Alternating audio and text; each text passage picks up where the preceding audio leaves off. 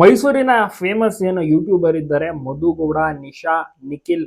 ಇವರೆಲ್ಲರೂ ಕೂಡ ಸಿಕ್ಕಾಪಟ್ಟೆ ವಿಡಿಯೋಸ್ಗಳನ್ನೆಲ್ಲ ಮಾಡ್ತಾರೆ. ಅದೇ ರೀತಿ ಈಗ ಏನು ಲಾಸ್ಟ್ ಮೂಮೆಂಟ್ಗೂ ಸಹ ಅಷ್ಟೇನೆ ಮಗು ಆಗಮನದ ಒಂದು ವಿಚಾರವನ್ನು ಕೂಡ ರಿವೀಲ್ ಮಾಡಿದ್ದಾರೆ. ಯಾಕೆಂದ್ರೆ ಏನು ಡೆಲಿವರಿಯೂ ಸಹ ಆಗಿದೆ. ಹೆಣ್ಣು ಮಗುವಿಗೆ ತಾಯಿಯಾಗಿದ್ದಾರೆ ಮಧು ಅವರು. ನಿಶಾ, ನಿಖಿಲ್ ಬಹಳನೇ ಖುಷಿಯಾಗಿದ್ದಾರೆ. ಅನೇಕ ವಿಡಿಯೋಸ್ ಗಳನ್ನ ಮಾಡೋದು ತುಂಬಾನೇ ಪ್ರಖ್ಯಾತಿಯನ್ನ ಪಡೆದುಕೊಂಡಿದ್ರು. ಇತ್ತೀಚೆಗಷ್ಟೇ ಅವರ ಯೂಟ್ಯೂಬ್ ನಲ್ಲಿ 1 ಮಿಲಿಯನ್ ಸಬ್ಸ್ಕ್ರೈಬರ್ಸ್ ಕೂಡ ಆದ್ರು.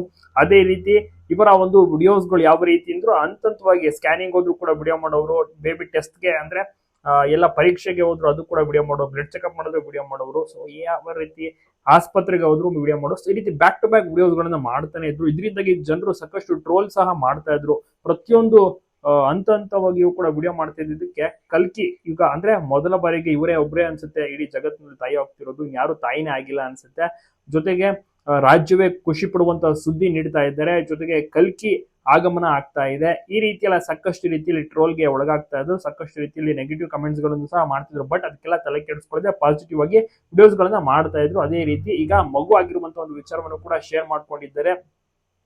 ಏನು ಡೆಲಿವರಿ ವಿಡಿಯೋವನ್ನು ಕೂಡ ಪ್ರತಿಯೊಂದನ್ನು ಕೂಡ ರಿವೀಲ್ ಮಾಡ್ತಾ ಹೋಗ್ತಾರೆ. ಸೀಮಂತವು ಕೂಡ ಸಿಕ್ಕಾಪಟ್ಟೆ ಸೂಪರ್ ಆಗಿ ಮಾಡಿದ್ರು.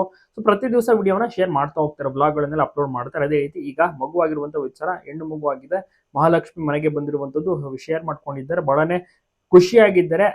ತುಂಬಾನೇ ಟ್ರೆಂಡಿಂಗ್ ಹೋಗುತ್ತೆ ಇವರ ವಿಡಿಯೋಸ್ಗಳು. ಅಭಿಮಾನಿಗಳಂತೂ ತುಂಬಾನೇ ಇದ್ದಾರೆ, ತುಂಬಾನೇ ವೀಕ್ಷಣೆ ಸಹ ಮಾಡ್ತಾರೆ.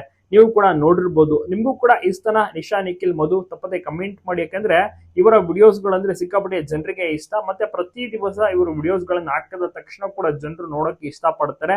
ಮುದ್ದಾದ ಮಗು ಇನ್ನ ಫೇಸ್ ರಿವೀಲ್ ಮಾಡಿಲ್ಲ, ಅತಿ ಶೀಘ್ರದಲ್ಲೇ ಫೇಸ್ ರಿವೀಲ್ ಮಾಡ್ತಾರೆ. ಜೊತೆಗೆ ಹೆಸರನ್ನು ಸಹ ರಿವೀಲ್ ಮಾಡಲಿದ್ದಾರೆ.